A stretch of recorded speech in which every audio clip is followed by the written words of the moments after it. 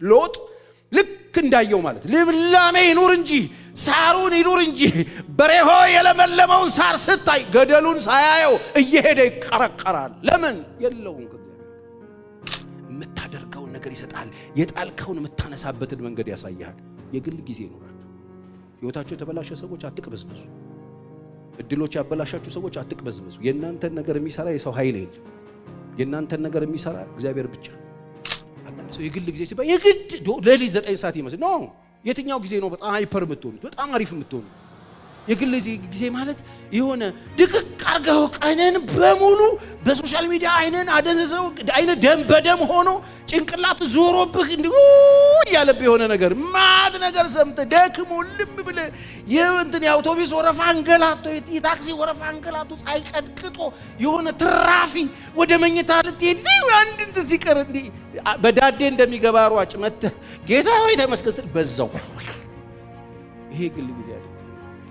ትራፊ እግዚአብሔር ትራፊ አትስጡ።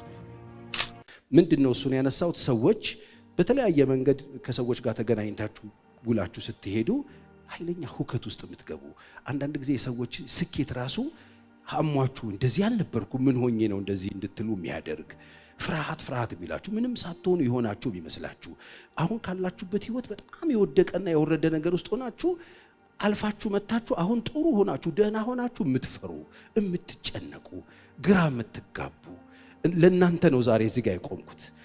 ለደከማችሁ ሰዎች፣ ትናንትና ጠንካራ የነበራችሁ ዛሬ ልፍስፍስ ያላችሁ ሰዎች፣ ትናንትና ሙሉ የነበራችሁ ዛሬ የጎደላችሁ ሰዎች፣ ትናንትና ጤና የነበራችሁ ዛሬ የታመማችሁ ሰዎች፣ ዛሬ ትናንትና በብዙ ከበባ ውስጥ ሆናችሁ ዛሬ ኃይለኛ ብቸኝነት የሚሰማችሁ ሰዎች፣ ትናንትና ነገሮቻችሁ ደህና የነበሩ ዛሬ ደግሞ የተበላሸ ነገር ያላችሁ ሰዎች፣ የተበላሸ ትዳር ሊሆን ይችላል፣ የተበላሸ ፋሚሊ፣ የተበላሸ ስራ፣ የተበላሸ ኮሙኒኬሽን፣ የተበላሸ በጣም ብዙ ነገር ላላችሁ ሰዎች፣ እንደገና ደግሞ በህይወታችሁ ውስጥ ግራ መጋባት ያለባችሁ እኔ እንደዚህ ያልነበርኩ ምን ሆኜ ነው እንደዚህ ማስበው የምትሉ እማታስቡት አይነት ኃጢአተኝነት ውስጣችሁ ልባችሁ ውስጥ መጥቶባችሁ ልታደርጉት ስታስቡ ራሳችሁ ያገኛችሁ እንደዚህ ያልነበርኩም አሁን ምን ሆንኩ የምትሉ የደከማችሁ ሰዎች፣ ግራ የገባችሁ ሰዎች፣ የሰለቻችሁ ሰዎች፣ በተለይ ቤተክርስቲያን መምጣት የሰለቻችሁ ሰዎች፣ በተለይ ህብረት ማድረግ ያስጠላችሁ ሰዎች፣ የእግዚአብሔር ቃል ሲከፈት ምን አዲስ ነገር አለ እስክትሉ ድረስ የሚያደርሳችሁ ሰዎች፣ ትናንትና ትባረኩበት የነበረ የእግዚአብሔር ቃል ዛሬ የማይባርካችሁ ሰዎች፣ አንዳንድ ችግሮቻችሁ ቋሚ የሆኑባችሁ ሰዎች፣ ትናንትና የነበረ ነገር ጸልያችሁ ይቀየር ነበር ዛሬ ግን አይቀየርም። አንዳንድ ቋሚ የሆኑ ችግሮች ውስጥ እያሳለፋችሁ ያላችሁ ሰዎች፣ የሳታችሁ ሰዎች፣ የወደቃችሁ ሰዎች፣ የደከማችሁ ሰዎች እናንተ ካላችሁ ለእናንተ ነው እዚህ ጋር የቆምኩት። ክብር ለእግዚአብሔር ይሁን።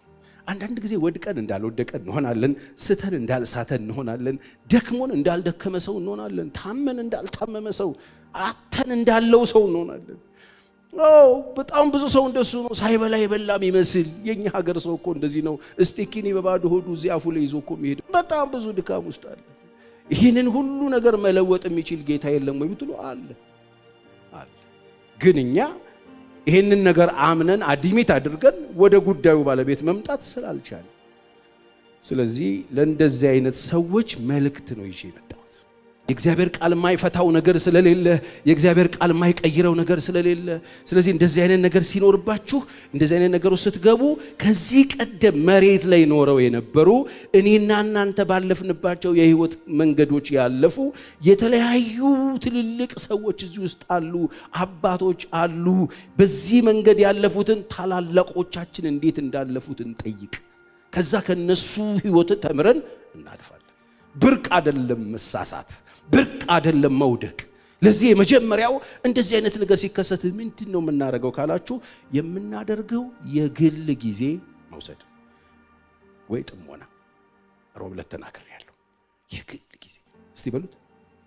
የግል ጊዜ ማለት እንደዚህ በማህበር የምንጨጫበት ነው አይደለም። ከሰዎች ጋር ቁጭ ብለን በጠረጴዛ ዙሪያ የምናወራው ነው አይደለም። በግላችን ከማን ጋር? ከእግዚአብሔር ጋር። ማንን ጨምረን? ማንንም። ምን ጨምረን? ምንም። ራሳችንን ይዘን ከእግዚአብሔር ጋር። ለዚህ በጣም ጥሩ ምሳሌ የሚሆነን ሙሴ ነው። ሙሴ እስራኤልን ለማውጣት በ80ኛው ዓመቱ እግዚአብሔር መጥቶ ከተናገረው በኋላ ከእግዚአብሔር ጋር ዲል አድርገው በ80 ዓመቱ ተስፋ ቆርጦ 40 ዓመት ቤተ መንግስት የኖረው ኑሮ መልካምነቱ ጠፍቶበት ያለፈበት ያ ምርጥ ኑሮ ያለፈበት ምርጥ ትምህርት ያለፈበት ምርጥ የህይወት መልክ ጠፍቶበት ረስቶት 40 ዓመት የሰው በግ እየጠበቀ 80ኛ ዓመቱ ላይ መጥቶ እግዚአብሔር የጠራው ሙሴ ከዛ በኋላ ሄዶ ግብጽ 430 ዓመት በግዞት የነበረውን እስራኤል መንጭቆ በእግዚአብሔር ኃይል ይዞ ከወጣ በኋላ ምድረ በዳ ላይ ይሄንን ህዝብ ይዞ የሚመራበትን ህግ ለመቀበል ከእግዚአብሔር ጋር ቀጠሮ ነበረው። ይሄ በሰላም ነበረ። ቀን በደመና ሌሊት በእሳት አምድ እየመራው ወሰደውና ከእግዚአብሔር ጋር የነበረውን ኃላፊነት የነበረውን ይሄንን ሁሉ ህዝብ የሚመራበትን ጥበብ ያንን ጽላት ያንን ህግ ሄዶ ተራራው ላይ ከእግዚአብሔር ጋር 40 ቀን ቆይቶ ተቀብሎ ሲመለስ ያሰበው ነገር እንዳላሰበው ሆነ። ሲወርድ ምንድነው የምሰማው አለ። ኢያሱ አጠገቡ አለ። የሆነ ዘፈን እሰማለሁ፣ የሆነ ግርግር እሰማለሁ፣ የሆነ ምናምን ኖ እኔ የምሰማው የዘፈን ድምጽ ነው። ምንድነው አለ። ሲወርድ አሮን ለህዝቡ ጥጃ ሰርቶ ጣዖት ሰርቶ እነሆ ከግብጽ ምድር ያወጣችሁ አምላካችሁ ብሎ ሙሴ ትእዛዙን ተቀብሎት ከመሪው ካወጣቸው ከእግዚአብሔር ይዞ ሲመጣ እይታቸውን አይናቸውን ከእግዚአብሔር ላይ ገንጥሎበት ጥጃ ላይ ለጥፎበት ወርቅ ላይ ለጥፎበት የህዝቡን አቴንሽን ሰርቆት መንገድ አሳስቶ ጠበቀው። ይሄን ጊዜ ሙሴ ተናደደና ይዞት የመጣውን ጽላት ሰበረ። ማን የሰጠው?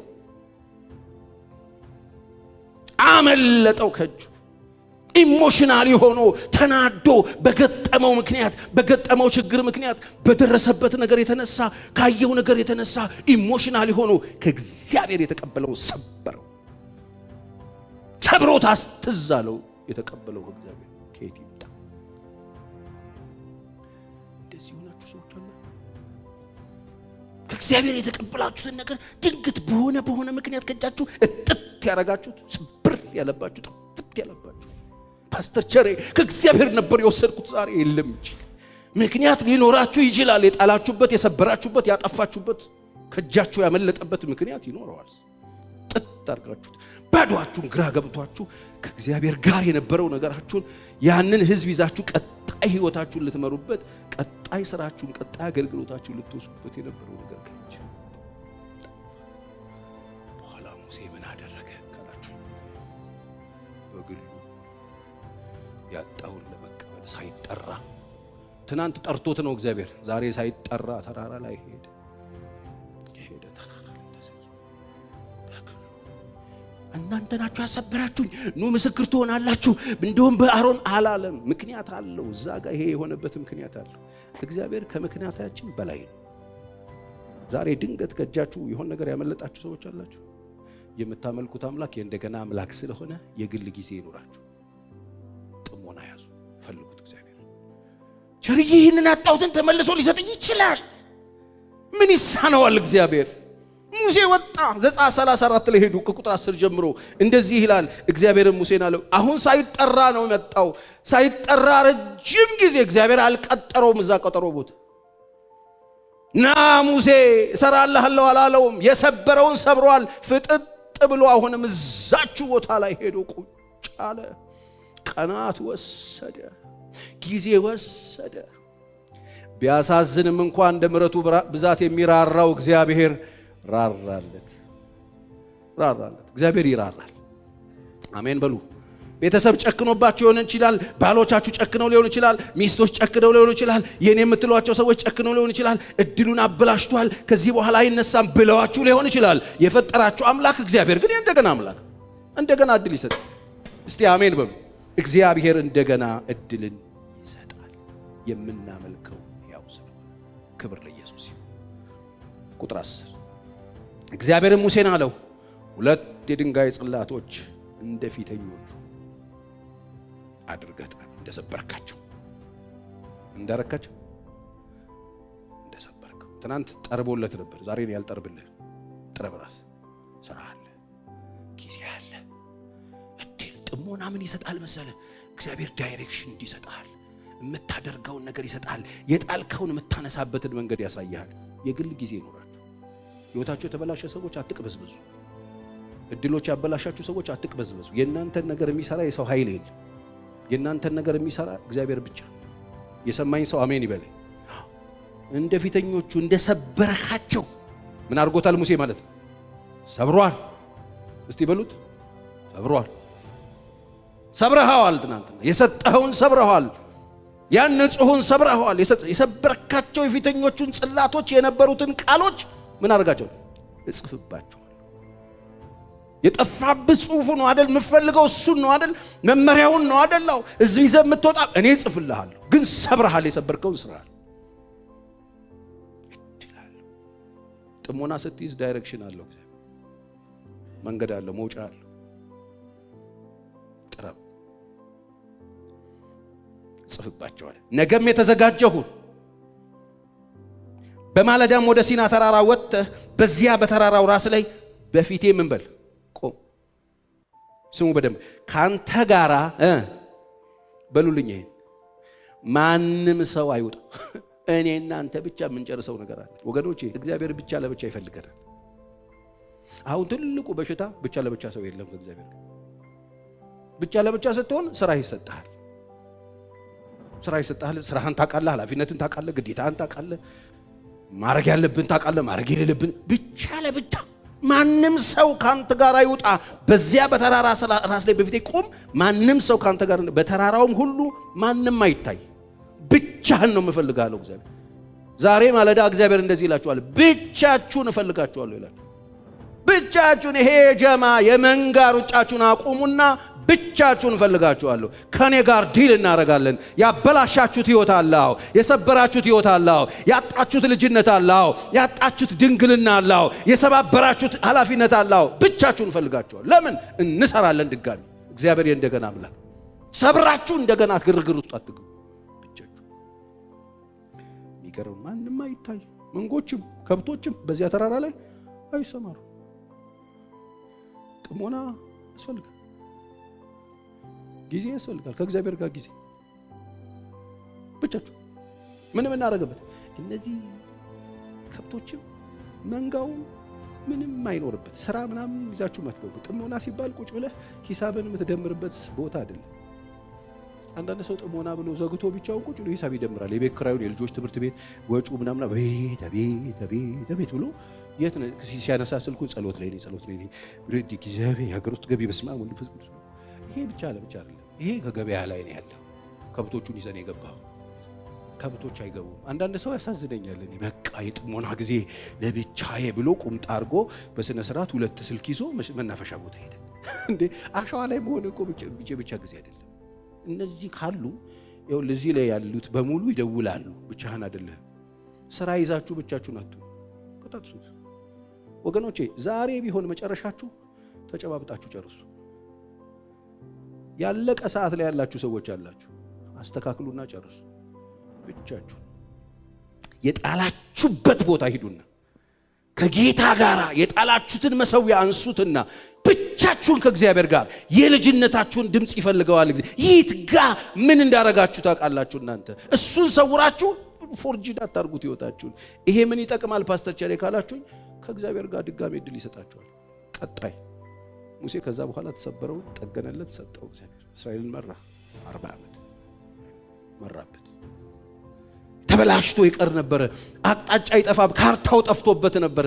ሰብሮት ነበር። በምን በንዴት ተናዳችሁ የሰበራችሁ፣ ተበሳጭታችሁ የሰበራችሁ፣ ሌሎች ሰዎች አናደዋችሁ፣ በሌሎች ሰዎች ግፊት፣ በሌሎች ሰዎች ማታለል፣ በሌሎች ሰዎች የሆነ ነገር በብስጭትና በተለያየ ምክንያት የጣላችሁትን የምታነሱት ብቻችሁን ከእግዚአብሔር ጋር ሆናችሁ ነው።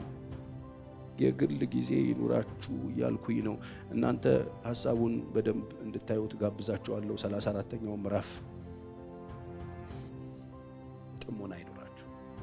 ይሄ ትውልድ የተሸነፈው በዚህ ምክንያት ይሄንን አጥቶ፣ ስለዚህ ያገኘው ሁሉ ይወስዷል። ጥርቅ ድሮ አንድ ነገር ቆይ እስቲ ጌታ ፍቃድ ጠይቅ፣ እግዚአብሔር እንደሚል ልስማ፣ እግዚአብሔር ካለ፣ እግዚአብሔር ከፈቀደ፣ እግዚአብሔር ፍቃድ ምን እንደሆነ ቆይ ልወቅ ይባል። አሁን አለ ወይ? አለ? ለምለም ከመሰለ ፎርሙት ሎጥ ልክ እንዳየው ማለት ልምላሜ ይኑር እንጂ ሳሩን ይኑር እንጂ በሬሆ የለመለመውን ሳር ስታይ ገደሉን ሳያየው እየሄደ ይቀረቀራል። ለምን የለውም ኖ የስ አይለውም እግዚአብሔር። ለምን ጥሞና የለውም፣ ጊዜ የለውም፣ አይሰማም። ለዚህ ነው በውድቀት ላይ ውድቀት እየደረበ የሚሄደው፣ በውርደት ላይ ውርደት እየደረበ የሚሄደው፣ በሽንፈት ላይ ሽንፈት እየደረበ የሚሄደው።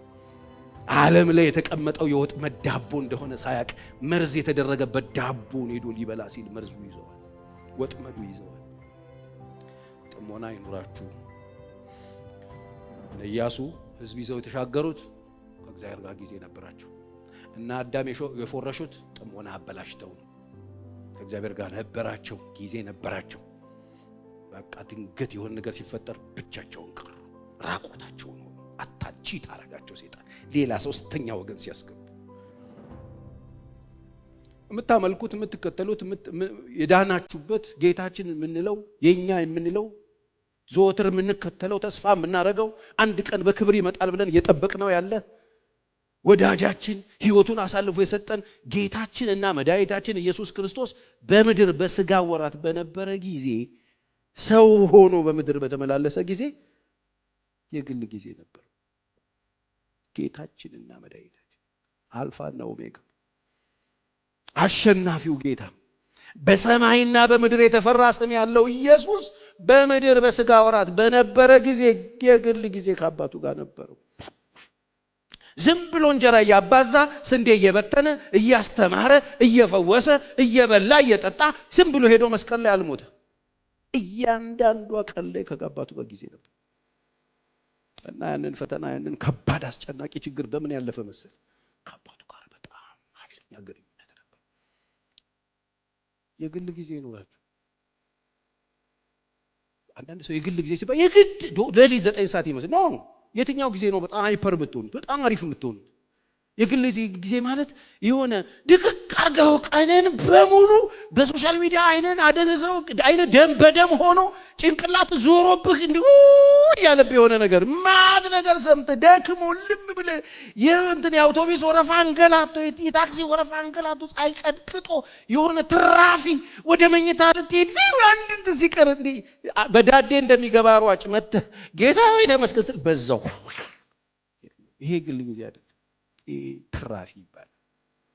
እግዚአብሔር ትራፊ አትስጡ።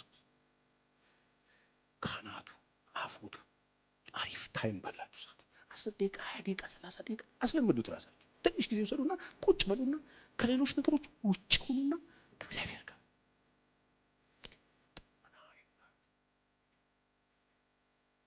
ተበላሽቶባችኋል ህይወት አቆም በሉ። ኦኬ ቆም ብዬ ሂደቱ ጋር ያበላሹት የተበላሸ ነገር እጃችሁ ላይ ያለ ውጤቱ ተበላሽቷል። ውጤቱ ምንም መሆን አይችልም። ይህን ውጤት ያበላሸብኝ መንገድ አለ።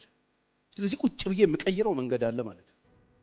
ይህንን ውጤት ያበላሸብኝ ሰርክሌ ጓደኛ ካለ ጓደኛ ነው የምቀይረው። እውቀት ካለ እውቀቴን ነው የምቀይረው። ዛሬ እጄ ላይ የገባውን ነገር የተበላሸ ነው ብላችሁ እጆቻችሁ ላይ ያለው ህይወት ተበላሽቷል ካላችሁ እሱን የሰጣችሁ መንገድ አለ፣ እውቀት አለ፣ የመጣችሁበት ሰፈር አለ። ስለዚህ ይሄንን ውጤት ለመቀየር መንገድ ቀይሩ። ቤተክርስቲያን መጣችሁ እዛው ቁጭ ብላችሁ እናንተ ያላችሁበት ቆሻሻ ውስጥ ዝንቡን እንዴት አድርገ እኔ እዚህ ሲመጣ እሽልልሃለሁ ይሄዳል። ዞር ስትል መልሶ ዝንቡ ይመጣል። ቆሻሻ ቦታውን ቀይረው። የግል ጊዜ ያጠራሃል። ንጹህ ነው። ኢየሱስ ወደ ተራራ ይወጣ ነበር። ከኢየሱስ ጋር የነበሩት ደቀ መዛሙርትም ጊዜ ነበራቸው።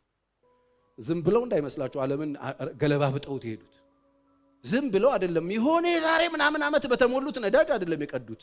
የግል ጊዜ ነበራቸው። ይጸልዩ ነበር። ሂዱና ማቴዎስ 6:6 ኢየሱስ ሲያስተምራቸው የግል ጊዜ እኔ ያለው በቃ አግኝታችሁኛል፣ ከኔ ጋር በልታችኋል፣ ችግር የለውም፣ ወደፊት መንገዱ ቀና ነው መንገዱ ምናምን አላላቸው። አንተ ስትጸልይ ወደ ቤትህ ግባ፣ እልፍኝህን ምን በል። ስለዚህ እልፍኝህን ዝጋ የሚለውን ሞባይልህን ዝጋ በሚለው ለውጡት። ሞባይልህን ዝጋ፣ ጆሮህን ዝጋ፣ ይሆናል ይህን ዝጋ፣ ዘጋጋ። በቃ ችግር የሚያመጡብህን ጦስ የሚያመጡብህን ነገሮች ዘጋጋ። የምዘጋው እንኳን በር ባይኖርህ ኢየሱስ ሲያስተምር አንተ ግን በእልፍኝህን ዝጋ፣ ከዛስ ወደ እልፍኝ ግባ፣ መዝጊያህንም ዘግተህ በስውር ላለው አባትህ ምን በል። አትጩህ፣ ዝም ብለህ በስውር የሚያየው አባትህ አለ ብቻችሁ ልክ ስትመጣ ዌልካም ልጄ። አሁን ይውላችሁ ዛሬ ይሄን እያወራው እግዚአብሔር ልጆቹ ወደ መቅደሱ ልጆቹ እንደ ቀድሞ ወደ ጸሎት በጉልበቱ ስር መጥተው በተጎለዳደፈ አንደበት አባቢ ሲሉት ለመስማት እግዚአብሔር እየናፈቀ እነዚህ ደግሞ ልጆቹ ወደፊቱ መጥተው ብቻቸውን አባቴ ሲሉት ወይ የሚላቸው አለ። ክብር ለእግዚአብሔር ይሁን። ያን ጊዜ የማታቂው ሰላም የማታቂው ረፍት ተሰምቶሽ ደስ ብሎሽ የሚያውቁሽ ሰዎች ባሉበት ቤት ውስጥ በርጋታ የመኖር እድል ታገኛለሽ።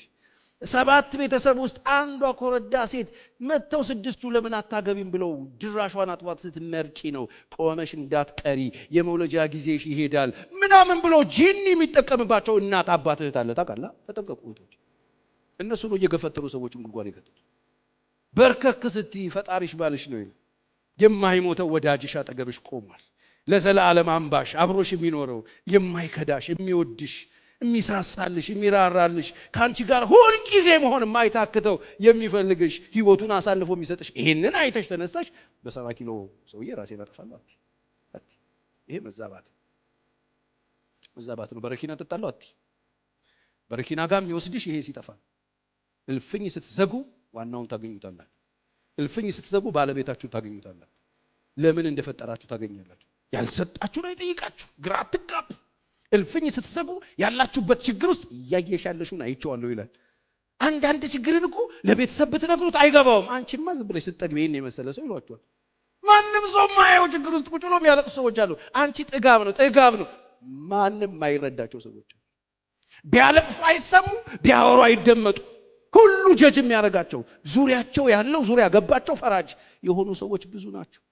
ከነዚህ ሁሉ ነጥሎ ሳታወሪው የሚገባው ሳትነግረው የሚሰማ ያለበትን ሁኔታ የሚያክ የምታየውን ያየ የሰማኸውን የምትሰማ እልፍኝህ ይጠብቃል። እልፍኝህ አደባባይ ላይ አይደል፣ እልፍኛችሁ ውስጥ